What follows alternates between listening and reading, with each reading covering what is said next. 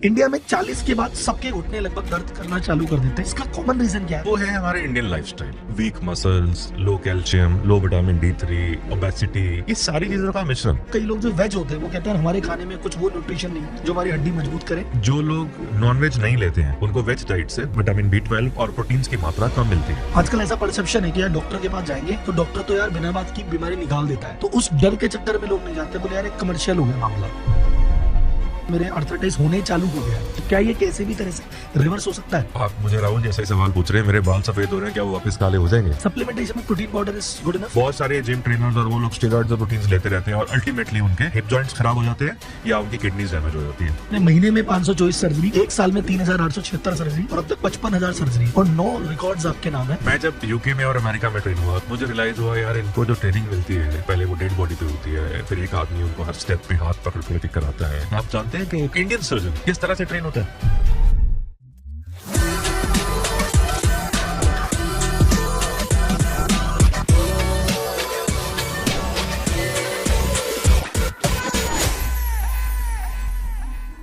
आज मैं आपको बताता हूँ एक ऐसे डॉक्टर के बारे में जिनकी टोटल सर्जरी एक साल में हुई है 3,876। ये सारी सर्जरियां ऑर्थोपेडिक से रिलेटेड है और इसका अगर मैं आपको एवरेज बताऊं पूरे यूएई में टोटल साल में होती है 2,500 के आसपास सर्जरी, यानी ये अकेला व्यक्ति एक देश से 1.5 गुना सर्जरी कर रहा है। जी हाँ, मैं बात कर रहा हूँ मिस्टर मनोज वाधवा की, जो कि वर्ल्ड में सबसे ज्यादा सर्जरी करने वाले डॉक्टर हैं। अब तक उन्होंने करियर में 55,000 से ज्यादा सर्जरी की है। उनके नाम 9 वर्ल्ड रिकॉर्ड है, 2 record world book of records में है, 7 Limca book of world record में। अभी हमने इनसे एक डिटेल पॉडकास्ट किया और जाना कि भैया देश में ये जो ऑर्थो रिलेटेड समस्या ये क्यों है, कब से चालू होती है, क्यों चालू होती है, क्या कारण है, कौन से न्यूट्रिशन लेके इससे बचा जा सकता है, कौन सी एक्सरसाइज इसमें करनी चाहिए। और बहुत सारे मिथ हैं कि अरे मालिश करेंगे तो सब ठीक हो जाएगा, तो क्या मिथ है या ट्रुथ है? जिनके आर्थराइटिस की प्रॉब्लम हो उनके रनिंग नहीं करनी चाहिए, वॉकिंग नहीं करनी चाहिए, ये मिथ है कि ट्रुथ है? अरे जितना ज्यादा घी खाओगे उतना ज्यादा अच्छा रहेगा, ये मिथ है कि ट्रुथ है? अगर आपको ऑर्थो से रिलेटेड कोई समस्या है ना हो तो ये पॉडकास्ट ध्यान से देखना, आपका जीवन बदल के रख देगा। Welcome Manoj ji to the podcast. Thank you Rahul ji. Sir, मैं आपका ये रिसर्च कर रहा था और मैं truly let me on camera let me say कि मैं बहुत ज्यादा इंप्रेस हुआ। मैंने आपका देखा कि आपने महीने में 524 सर्जरी, एक साल में 3,876 सर्जरी और 9 रिकॉर्ड्स आपके नाम है और अब तक 55,000 सर्जरी। तो मैं कभी इस कैपेबिलिटी वाले डॉक्टर से नहीं मिला हूँ, सो मुझे मिलकर मेरा प्राउड फील हो रहा है। और आज के पॉडकास्ट का मेन गेम है कि आपकी जर्नी एज ए डॉक्टर और ना सिर्फ as a doctor, as a entrepreneur, क्योंकि आप खुद का हॉस्पिटल भी रन करते हैं, और साथ में जो नी जॉइंट पेन से रिलेटेड जितनी भी चीजें हैं जो एक आदमी परेशान होता है कि ये बीमारी क्या होती है, क्यों होती है, कैसे बच सकते हैं, सब पे डिस्कस करेंगे।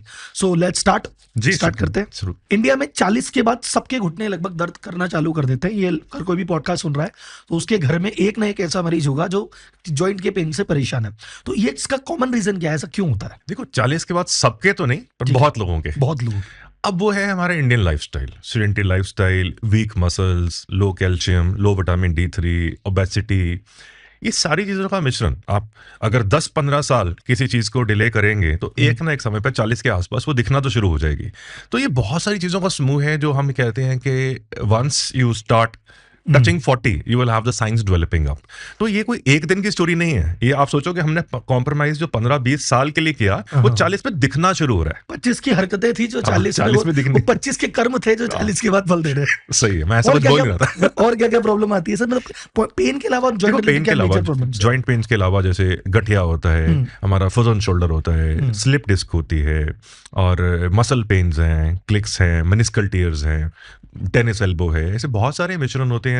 बैक एक है, हमारा सर्वाइकल पेन है, शोल्डर डिस्कम्फर्ट है, फ्रोजन शोल्डर है, ऐसी काफी सारी चीजें होती हैं जो कि एक लाइफस्टाइल रिलेटेड चीजों के अंदर आती हैं। सर, एक मैं डेटा देख रहा था आर्थराइटिस का, नी आर्थराइटिस लगभग 195 मिलियन यानी और 20 करोड़ लोग हो गए जो इससे सफर कर रहे हैं। ये क्या है और क्यों है?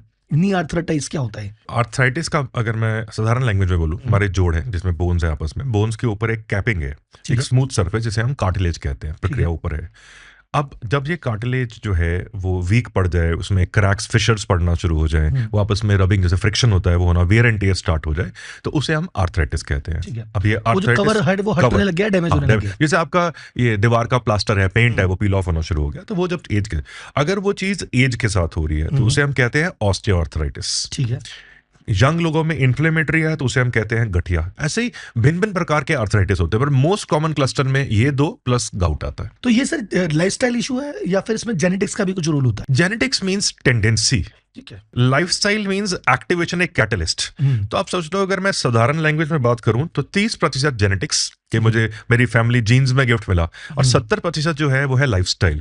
और एक सर ये ऑस्टियोपोरोसिस जो आपने उम्र के हिसाब से बताया, मैं दिख रहा था 50 के पार हर थर्ड वुमन को ये प्रॉब्लम है। यहाँ ना बहुत लोग कंफ्यूज होते हैं। दो टर्म्स हैं बॉस, एक है ऑस्टियोआर्थराइटिस, एक है ऑस्टियोपोरोसिस, और दोनों में बहुत अंतर है। ठीक है। ऑस्टियोआर्थराइटिस मींस जोड़ जो है, जोड़ के ऊपर वाला कार्टिलेज वेयर ऑफ होना, यानी कि कैपिंग वेयर ऑफ हो रही है। अगर बोन का स्ट्रक्चर वीक होता है तो उसे ऑस्टियोपोरोसिस कहते हैं, यानी कि स्ट्रेंथ ऑफ अ बोन। जैसे टेबल है मेरा, इसकी लकड़ी की स्ट्रेंथ लूज हो रही है, वो ऑस्टियोपोरोसिस है। कवरिंग खराब हो रही है, ऑस्टियोआर्थराइटिस है। ये तो पहला हो गया। अब अगर हमारी हड्डियां वीक हैं, अब आपने विमेन का बोला, एब्सोल्युटली राइट क्वेश्चन। हमारे कंट्री में क्योंकि कैल्शियम की कमी है, विटामिन D3 की कमी है, उसके अलावा फोर्टिफिकेशन ऑफ फूड नहीं है, इससे बोन्स वीक होती हैं। अब फीमेल्स में मीनोपॉज के आसपास आके हार्मोनल चेंजेस भी होते हैं। एक सर भी आपने वर्ड बोला था गठिया भाई, ये क्या हुआ सर? गठिया बेसिकली मीन्स मेडिकल लैंग्वेज में रोमेटॉइड आर्थराइटिस। ये एक ऑटोइम्यून डिजीज है, इन्फ्लेमेटरी आर्थराइटिस, यानी कि सोजिश होती है। ऑस्टियोआर्थराइटिस जो एज के साथ होता है वो एक या दो जॉइंट्स में होगा, गठिया मल्टीपल जॉइंट्स में होगा। गठिया वाले पेशेंट्स हमेशा जवान होंगे, ऑस्टियोआर्थराइटिस वाले बुजुर्ग होंगे। ये विमेन में ज्यादा होता है, फीमेल्स में ज्यादा होता है, और एक ही साथ पे उसकी उंगलियां हाथों की, घुटने के, कूल्हे के, कंधे के, मल्टीपल जॉइंट्स में होगा। लेकिन रोमेटॉइड आर्थराइटिस बहुत इंपॉर्टेंट है। इसी के साथ सेकंड टर्म होती है, उसे हम कहते हैं गाउट। गाउट होता है यूरिक एसिड का बढ़ना। इसका ज्यादातर अगेन सोजिश आएगी, सिवियर पेन होगी, और अंगूठे के जोर पे जॉइंट के ऊपर आती है, और उसकी मूवमेंट हैम्पर होती है। लेकिन गठिया यानी कि रोमेटॉइड आर्थराइटिस काफी ज्यादा कॉमन चीज है, और इसका अर्ली प्रिवेंशन और अर्ली मेडिकेशन बहुत जरूरी है। मोस्ट ऑफ द लोग, कई लोग जो वेज होते हैं वो कहते हैं हमारे खाने में कुछ वो न्यूट्रिशन नहीं है जो हमारी हड्डी मजबूत करे। ऐसा कुछ ये मिथ है या ट्रुथ है? ये बिल्कुल मिथ है, ऐसा नहीं है। अब डाइट में, वेजिटेरियन में आप अपनी बैलेंस करेंगे, प्रोटीन्स लेंगे, कैल्शियम लेंगे, तो सब कुछ कवर होता है। हाँ, वो ठीक है। जो लोग नॉनवेज नहीं लेते हैं उनको वेज डाइट से B12, विटामिन B12 और प्रोटीन्स की मात्रा कम मिलती है, पर उसको सब्स्टिट्यूट करने के लिए दूध और दूध के पदार्थ, पनीर हो गया, दही हो गया, मिल्क हो गया, फोर्टिफाइड मिल्क है, आप आलमंड्स एंड वॉलनट्स, अखरोट और बादाम ले सकते हैं, चिया सीड्स, फ्लेक्स सीड्स ले सकते हैं, आप ब्रोकली ले सकते हैं, आप सोयाबीन बहुत इंपॉर्टेंट सोर्स है, दालें, लेंटिल्स होते हैं हमारे, काले चने, सफेद चने, राजमा, इन सब के अंदर हाई डोज प्रोटीन होता है। तो प्रोटीन लेने का पैटर्न, ये एक अवेयरनेस की कमी है। ऐसा नहीं कि वेज वाले को बहाना मिल गया, जी मेरी हड्डियां फ्रैक्चर भी हुआ तो मेरी हड्डी जुड़ेगी नहीं, मैं वैष्णो लेता हूं, तो ऐसा कुछ आंसर नहीं है। ऐसा नहीं कि नॉनवेज वालों की हड्डियां स्ट्रांग होती हैं। आपको अपनी डाइट सप्लीमेंटेशन लेना है। सर प्रोटीन का क्या रोल है? प्रोटीन का रोल है इसमें, प्रोटीन ज्यादा होगा तो जाके हम कंट्रोल कर पाएंगे? प्रोटीन्स हमारी बॉडी का फाइटर है, मेरा जिम है, राइट? मेरी बॉडी का स्कैवेंजर है, मेरे को इन्फेक्शन से रोकता है, मेरी स्ट्रेंथ मसल्स की देता है, मेरी स्ट्रेंथ बोन्स की देता है। तो protein is a must, not to compromise, और वो अपनी डाइट में सप्लीमेंटेशन में जरूर लेना चाहिए। सप्लीमेंटेशन में protein powder is good enough? Protein powder ठीक है, ठीक है, लेकिन एक्सरसाइज अगर करते हैं तो, अदरवाइज वो किडनी पे भी नुकसान कर सकता है। एक्सरसाइज नहीं करते, आपने प्रोटीन्स ले लिए एक्सेसिव, लेकिन आप उसको बर्नआउट नहीं करते, आर्टिफिशियल प्रोटीन्स लिए हैं, तो आपकी किडनी डैमेज कर सकता है। बहुत सारे जिम ट्रेनर्स और वो लोग स्टेरॉइड्स और प्रोटीन्स लेते रहते हैं, और अल्टीमेटली उनके या कोई जो हिप जॉइंट्स खराब हो जाते हैं, या उनकी किडनीज डैमेज हो जाती है। तो प्रॉपर हाइड्रेशन भी उतनी जरूरी है। आप उतना 4 लीटर 5 लीटर पानी जरूर लेंगे उसके साथ पानी, और अगर आपने पानी भी लिया है और एक्सरसाइज भी की है तो ले लो प्रोटीन, अदरवाइज फिर नुकसान कर सकता है। कौन सी एक्सरसाइज करनी चाहिए और कितना एक्सरसाइज सफिशिएंट है कि इतना करोगे तो आपकी लाइफस्टाइल मेंटेन रह जाएगी? बस पहले तो आपके सब श्रोताओं के लिए एक्सरसाइज कोई लग्जरी नहीं है, नेसेसिटी है, it's not a choice. Exercise करनी है। मुझे जॉइंट्स को ऑफलोड करना है एक साधारण एंगल पे, मेरा स्कूटर है उस पर 3 लोग बिठाने हैं, बस उसके टायर में हवा प्रॉपर रखनी पड़ेगी। अगर आपको जॉइंट्स को ऑफलोड करना है तो उसके आसपास के मसल्स को स्ट्रांग करना पड़ेगा, एक्सरसाइज चाहिए। आपको बैक को स्ट्रेंथन करना है, उसके आसपास के मसल को स्ट्रांग करना, एक्सरसाइज चाहिए। 50 लोग आते हैं, डॉक्टर साहब ये थेरेपी देखी, उसमें योगा देखा, भाई किसके लिए क्या करना है वो तो जान लो। इसी से रिलेटेड मिलता जुलता है रनिंग, कि भाई रनिंग करो, फटाफट वेट जाता है, लेकिन अगर रनिंग करेगा खराब जॉइंट पे असर आएगा, तेरे घुटने की प्रॉब्लम चालू हो जाएगी। तो रनिंग इज गुड और बैड, स्पेशली उसके लिए जो थोड़ा हेल्दी है। ओवरऑल जिसके हेल्दी जॉइंट्स हैं, running is not bad, they can do it, provided वो अपना स्टेमिना बिल्डिंग करेंगे, प्रेफरेबली सॉफ्ट ग्राउंड पे करेंगे, प्रॉपर फुटवियर पहनेंगे। ये ठीक है। चीजें। अब सेकंड है वो लोग जिनको आर्थराइटिस है, जैसे हमने डिस्कस किया बोन्स रफ है, अब भी करिए, उन लोगों के लिए रनिंग इंपैक्टफुल है, बिकॉज जैसे ही आप दो रफ चीजों को ऐसे इंपैक्ट करोगे वो आपको नुकसान देंगी। तो running specially on hard grounds is absolute no for people who have arthritis. Okay sir, इसमें एक लोगों का मिथ है या ट्रुथ है, जो भी है बता रहा कि आजकल ऐसा परसेप्शन है कि यार डॉक्टर के पास जाएंगे तो डॉक्टर तो यार बिना बात की बीमारी निकाल देता है, या यार डॉक्टर तो बिना बात ही, भाई डॉक्टर के पास जाओगे तो वो तो बोलेगा ये सर्जरी करा लो साहब, तो उस डर के चक्कर में लोग नहीं जाते, बोले यार एक कमर्शियल हो गया मामला। कोई भी अगर एथिकल डॉक्टर होगा ठीक वो है। बिना जरूरत के सर्जरी नहीं करेगा। और राहुल जी, मेरे को आधे लोग ना ये बात पूछते भी, आप इतने वॉल्यूम करते हो, तो मैंने कहा एक बात बताओ, आप मेरे राहुल जी सामने बैठे हो, हाँ। मैं आप लोगों को राहुल जी अब आ जाओ आपको मैं घुटना चेंज करता हूँ, क्या आप करवा लोगे? नहीं। मतलब बिना प्रॉब्लम के कौन इस चीज को, आप ये कह सकते हो कि 10% यार दो लोगों का डिफरेंस ऑपिनियन हो सकता था। अब आता है सर, किस हद तक हमको लगता है कि दवाई इंजेक्शन से काम चल जाएगा और किस लेवल पे सर्जरी पे चले जाना चाहिए? जैसे मैंने बोला, आर्थराइटिस एक रात में कभी नहीं आएगा, it's a slow onset disease, slowly आया, पेन है, स्टिफनेस है, आपको एक्सरसाइज वगैरह करनी चाहिए, आपको एक्सरसाइज करनी चाहिए, सप्लीमेंट्स लेने चाहिए, कई बारी आज की डेट में पीआरपी आती है, स्टेम सेल्स आते हैं, बहुत सारा कुछ प्रिवेंटिव है, आपने वो सब कुछ करा। यदि सब कुछ करने के बाद भी मेरे जोड़ों में पेन है, मैं सुबह उठता हूँ मुझे काफ़ी ज़्यादा स्टिफनेस रहती है, मुझे बैठ के उठ के चलना मुश्किल है, मेरी रोज़ की जीवन शैली मेरे लिए समस्या दे रही है, मेरी जॉइंट्स में आवाज़ें आ रही हैं, मेरे जॉइंट्स टेढ़े, बोलेक्स डिफॉर्म हो रहे हैं, मेरी जॉइंट्स के साथ साथ मेरी कमर पे समस्या जा रही है, ये सब लोग हैं जिनको उस समय स्पेशलिस्ट से मिलना चाहिए, क्योंकि इनमें बहुत सारे लोग हैं जिनके जॉइंट्स ग्रेड 4 पे आ चुके हैं और इनके लिए surgery will be a bone in life. ये जो नी रिप्लेसमेंट है, इसकी एवरेज लाइफ क्या होती है होने के बाद? देखो, अब जो new systems, technologies, robotics, kind of implant materials, क्योंकि मैं बहुत कुछ डिजाइन करता हूँ इसके ऊपर, एआई बेस्ड सिस्टम्स, इन सब के बाद और मटेरियल्स इंप्रूव होने से 20 से 30 साल पे तो एक बार अब घुटना बहुत लोगों के बदला- लिए मैं कहता हूँ this should be surgery for your life time. Sir, इसमें भी जैसे सर्जरी की रेट में डिफरेंस होता है ना, कहीं कोई कितने में करता है, कोई कितने में करता है, तो इसमें शायद इम्प्लांट्स का काफी फर्क पड़ता है। अभी आप मुझे बता रहे थे ऑफ द को इंडिया में से कुछ आप इकलौते हैं जो इम्प्लांट्स डिजाइन करने में मदद करते हैं, तो एक तो ये इम्प्लांट्स क्या है, कैसे हैं, आप क्या कर रहे हैं, और ये चीप और प्रीमियम का डिफरेंस क्या है, जो डिफरेंस कॉस्ट में डिफरेंस आता है? जैसे इम्प्लांट्स का डिफरेंस वैसे ही है, एक जॉइंट एक कैपिंग है। ठीक है। जॉइंट में पहले बताना चाहूंगा, बहुत लोग सोचे जॉइंट प्लेसमेंट मतलब ये है मेरा घुटने का जोड़ निकाल के नकली जोड़ फिट कर देंगे, ऐसा नहीं होता ठीक है। है। जैसे हम लेमन लैंग्वेज बोलते थे, मेरा दांत खराब हुआ, पहले निकाला, सोने का दांत फिट कर दिया, वो नहीं होता आज की डेट में। आपके जॉइंट के ऊपर हम क्राउन कैपिंग करते हैं, तो एक कैपिंग होती है आज की डेट में होती है, आपका सब कुछ जॉइंट नेचुरल रहता है, जॉइंट नहीं चेंज किया, तो नेम पड़ा हुआ है, तभी हम आजकल रीसर्फेसिंग यूज करते हैं। तो इन सबको करने के साथ हमारी मोबिलिटी आती है। अब आती है क्वालिटी ऑफ मटेरियल्स। मेरा एक मेटल है जिसने प्लास्टिक पे घूमना, जितना मेरा मेटल स्मूथ होगा और प्लास्टिक हार्ड होगा उतनी मेरी लाइफ ज्यादा है। सर, आप अपनी फैमिली के, नॉर्मली डॉक्टर्स में फैमिलीज से आते हैं लोग, पर आपकी फैमिली में you are the first doctor, no one was there, so आपने इस प्रोफेशन को क्यों चुना? ये प्रोफेशन नहीं था, ये कमिटमेंट थी, गोल था। ठीक है। Right, I wanted to bring a sea change. मुझे अगर मैं ही नहीं होता, मेरी खानदानी बैकग्राउंड सारी डिफेंस की है, अगर मैं डॉक्टर नहीं होता मैं 100% फौजी होता। मैं सिलेक्ट भी 2 बार हुआ डिफेंस में, क्योंकि मेरा बिल्ड और सारा फ्रेमवर्क उसी पैटर्न से था, हमेशा पैशन था, लेकिन मैं एज अ डॉक्टर उसमें नहीं जाना चाहता था। But my commitment for the nation goes the same way. इस फील्ड में मुझे हमेशा लगता था कि इट्स अ स्टोरी जहां पर आप सोसाइटी के लिए बहुत सारा कंट्रीब्यूट करते हैं, you can bring a sea change. I wanted to be a part of the change. तो मेरे लिए वो मेरा गोल था, मेरा माइंडसेट था। प्रोफेशन तो बाद में बना। तो फिर माइंडसेट था, तो इसमें डॉक्टर आपको लगा कि यार ये सबसे ज्यादा सी चेंज इस प्रोफेशन में आ सकता है। तो इसमें आने के बाद भी सर, जैसे ऑर्थोपेडिक सर्जन आपने ब्रांच चूज की, क्योंकि आप जब टॉप पे आते, ऑर्थोपेडिक टॉप ब्रांच है, अगर इस ब्रांच को आप ले सकते हो तो आपके सामने 10 ऑप्शन और खुले हुए हैं, तो why choose this specific branch? This is where you hit the hammer on the nail. So यार, मैं टिपिकल टाइप है, मुझे जिंदगी में वो चीज अट्रैक्ट करती है। मैं पहले बोलूंगा सर्जरी में कैसे आया, फिर बताऊंगा ऑर्थोपेडिक्स में कैसे आया।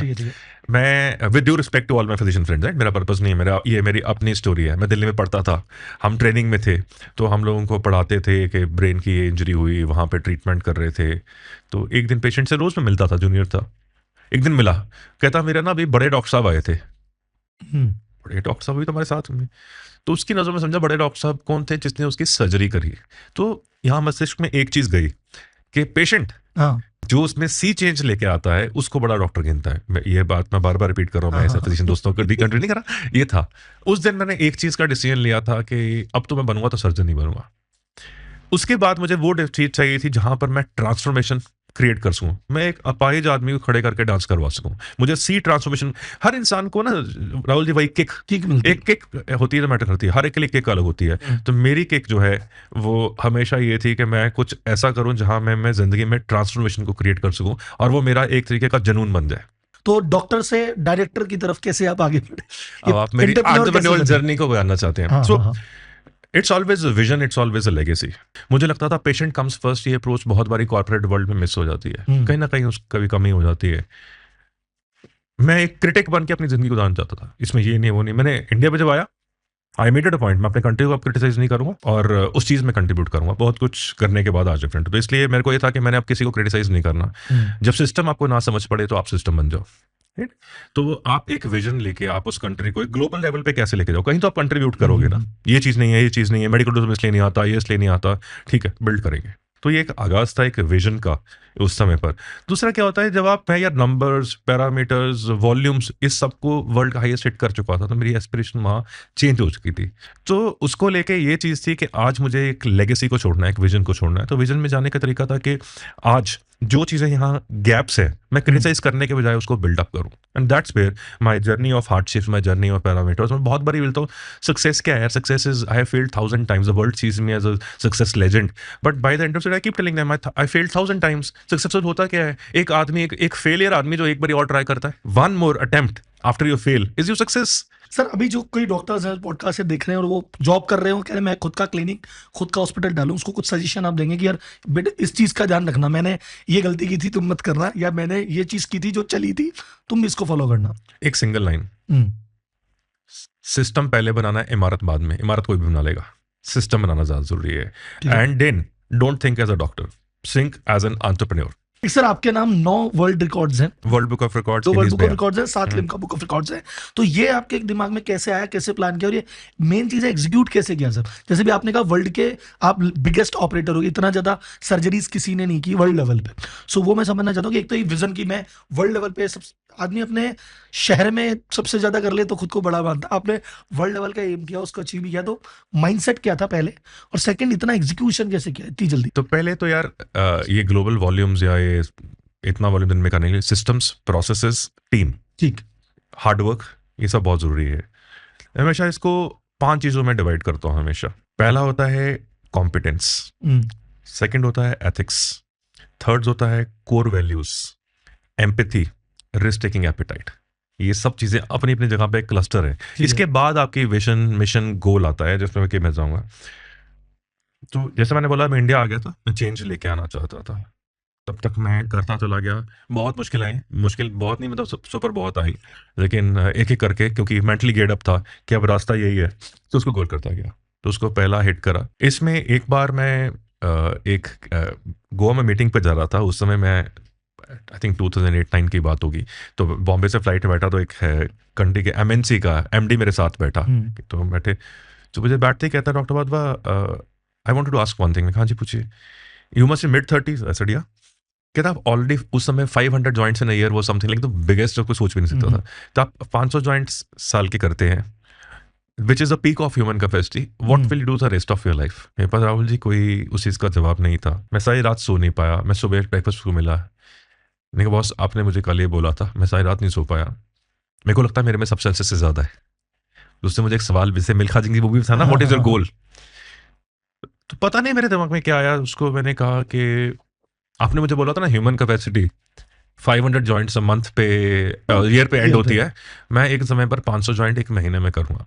He looked at me, smiled at me, and I told him कि बॉस मैं मजाक नहीं कर रहा हूँ। So तुम इंडियन से बात कर रहे हो, उसमें बस अलग लेवल पे होते हैं। कहता नहीं डॉक्टर बात, तो what you're asking is not a market growth is 10, 20, 100, you're talking about 1000%, it's a market destruction। I said चलो आपकी लैंग्वेज मार्केट डिस्ट्रक्शन कैसे अचीव करी जाती है, अब तो करना ही है।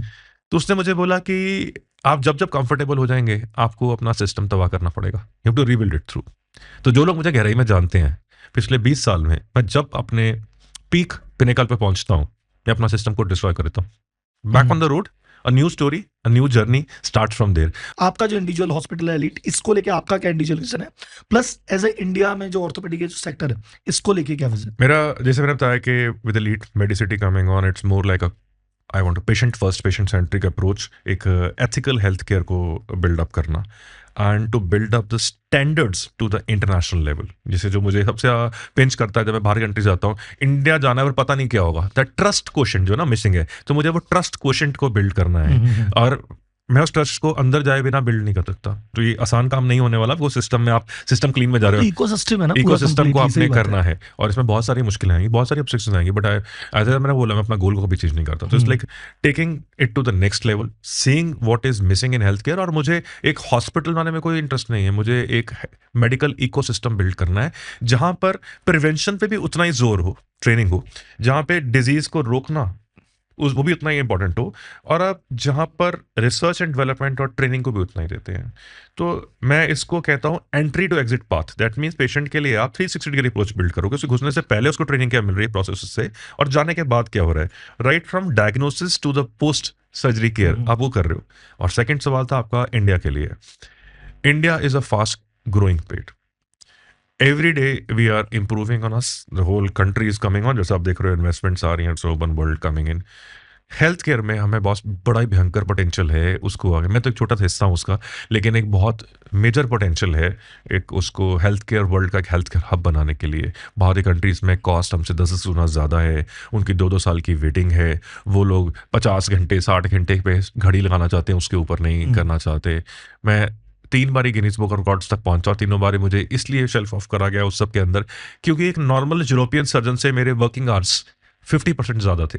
ये सिस्टम है दोस्त, आप देखना कुछ समय के अंदर India will be the peak of health care delivery systems and it is not far away. सिर्फ जैसे मैंने बोला है, हमें अपना ट्रस्ट, अपना पैरामीटर्स और एक होलिस्टिक समझना है कि एक वर्ड सिर्फ सर्जरी नहीं है। थैंक यू सर, मजा आया। मतलब मैं वर्ल्ड के बिगेस्ट ऑपरेटर से बात करके मुझे बहुत अच्छा लगा, और कैसे आपने किया। और सबसे मेन चीज, वर्ल्ड का बिगेस्ट ऑपरेटर इंडिया से है और इतना बड़ा काम कर रहा है कि बाहर के लोग भी आप पे स्टडी कर रहे हैं, आपको सम्मानित कर रहे हैं, आपसे सीखना चाह रहे हैं। तो ये हमारे लिए प्राउड की बात है। और जैसा आपने कहा ना, जो इंडिया में सर्जरी होती थी 4000, उतनी सर्जरी आप अकेले करने लग गए, यूई का 1.5 गुना करने लग गए। तो सर आपसे मिलकर बहुत अच्छा लगा और प्राउड फील हो रहा है। और अगली बार आई होप मैं आपसे पॉडकास्ट जब करूं तब 1000 सर्जरी का आप जब टच करेंगे मैं आपसे दोबारा पॉडकास्ट करूंगा। राहुल जी, अगली बार आज का मिशन जो हमारा था वो सर्जरीज कम और डिजीज प्रिवेंशन पे और अपने लाइफस्टाइल को चेंज करने पे ज्यादा था। मैं लोगों को ये चाहूंगा कि आपके इस माध्यम से, because you are a very popular broadcaster, pride for our country, वो इतना समझ पाएं कि सर्जरीज एक लास्ट पे चलाने वाला रामबाण है। अगर हम उसको बचा पाएं, इतनी चीज को समझ पाएं और right time opinion from expert ले पाएं, तो हम बहुत सारी इन समस्याओं को जीत सकते हैं। तो सब प्रिवेंशन नहीं करता आदमी तो ये प्रेशर सिस्टम पे भी आता है, पैसा लगता है, टाइम लगता है, रिसोर्स लगते हैं। प्रिवेंशन कर लोगे तो ये आपके प्रोडक्टिव और सही जगह जाएंगे, कंट्री और आगे भागेगी। Thank you sir. Thank you Rahul, thank you so much. Right.